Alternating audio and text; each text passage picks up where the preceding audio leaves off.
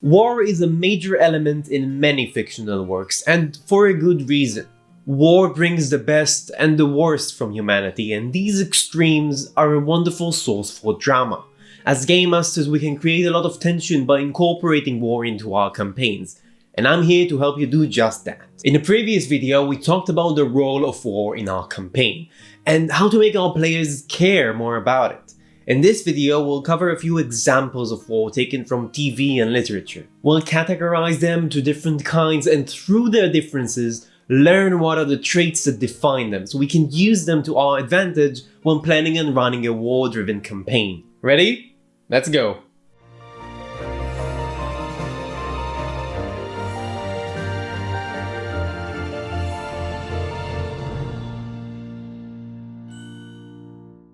What's up, Butterflumps? My name is Aviad and I'm here to help game masters craft the best experience they can, and today we're doing it with war.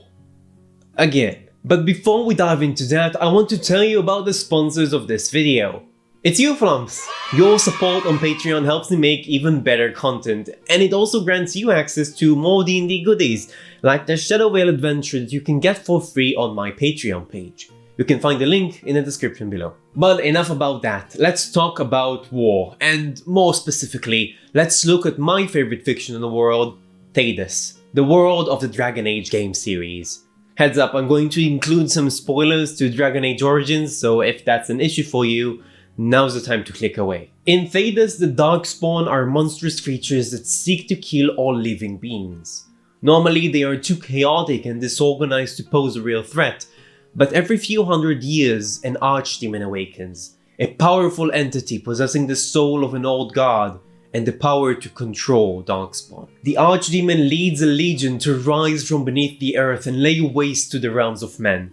This happened several times throughout the history of Thedas, and the period of war that follows is called a Blight. Dragon Age Origins starts with a new Blight. The armies of Ferelden gather to fight the creatures off, but due to a betrayal from within, they are completely overwhelmed, and the country is thrown into disarray. The protagonists and their allies are the only group that can slay the archdemon and bring an end to the blight that threatens to consume the country, and perhaps the world. This is a war for survival against an obviously evil force that will not compromise on anything less than utter destruction. It is a force so alien that no sane person would side with the Darkspawn in this conflict.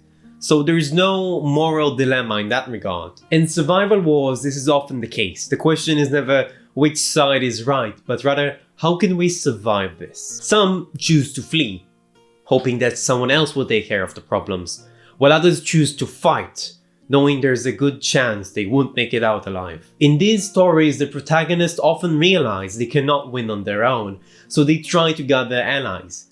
But even in the face of disaster, people aren't easily swayed. They might have other issues that require their full attention, or perhaps their judgment is clouded by selfishness, prejudice, or ignorance, and they refuse to help. That right there is the most powerful source of tension in survival wars.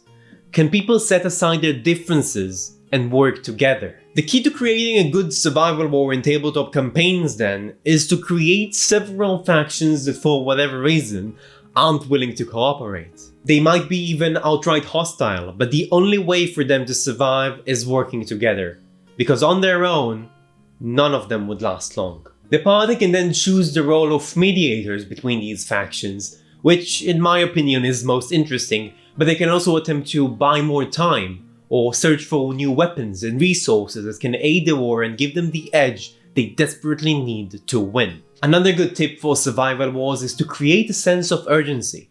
Give your players the feeling they are running out of time by creating changes in the setting as the war progresses. Maybe some regions have been overrun by the enemy's forces, making them unavailable and blocking some of the opportunities the characters had. The enemy is making headway, and the stakes rise with every choice the players are forced to make. The next example comes from the first Mistborn trilogy by Brandon Sanderson.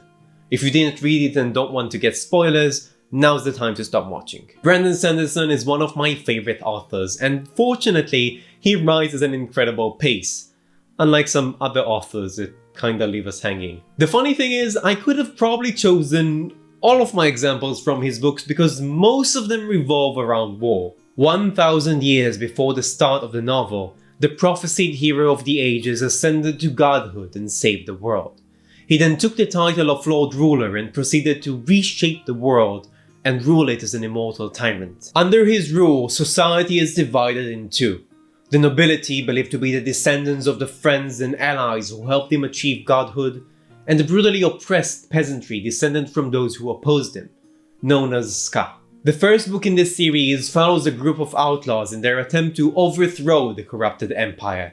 They believe that removing the Lord Ruler would create a better world, and throughout the book they gather information, resources, and allies to prepare for the rebellion. The book poses a few interesting dilemmas that we can use for our own worlds when planning rebellions, like the question of whether chaos is better than corrupted stability, and can the oppressed create real change without violence and war? Unlike survival wars, the question of who's right is significant when it comes to rebellions, and usually arguments can be made for either side. Even the millennium-old tyrant justifies his choices, some of which we only learn about later in the series. Characters that plan rebellions will have to be very creative in working towards their goals, because their enemy is much more powerful than they are. This creates a great opportunity for heist missions. The characters must plan carefully and do everything in their power to keep their operation hidden, because if they get caught, that usually means game over. To create a rebellion in a setting, we need to create the factions of the oppressor and the oppressed. Creating different social classes is an excellent way of achieving that. Once we have the factions, we'd have to ask ourselves what stops the oppressed from rebelling right now. We should come up with a few solid reasons, because our characters would have to tackle each of them individually to create an opportunity to rebel. At the beginning of the Mistborn series, the Ska were poor, untrained, and disorganized. They tried to rebel in the past and failed, which made it very difficult to get them on board for another attempt. The protagonist had to overcome all of these difficulties before the rebellion was even possible. Remember that the characters would be going against the law, so it would be wise to create a few criminal factions as well. They wouldn't necessarily want the rebellion to happen, but there's a good chance they'd be willing to assist the characters with some of their goals if they get something in exchange. These dubious yet necessary alliances add more tension and drama to the game. I have a few more examples to review, but this video is already long enough, so I'll keep these for part 3. Thanks for watching everyone, don't forget to like and subscribe, and if you enjoy my content you can help me make more of it by supporting me on Patreon. Until next time, remember that you are awesome, keep being awesome, and I'll see you beyond the screen.